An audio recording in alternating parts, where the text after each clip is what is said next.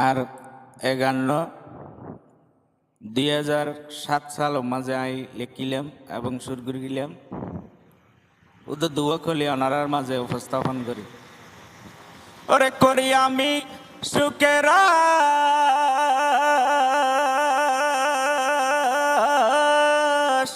হয়ে গেছি জিন্দালাস, করি আমি সুকেরাস হয়ে গেছি জিন্দালাস। মনটাই আমার কবরেতে বাংলো টোকায় মনের কাজ সখিরে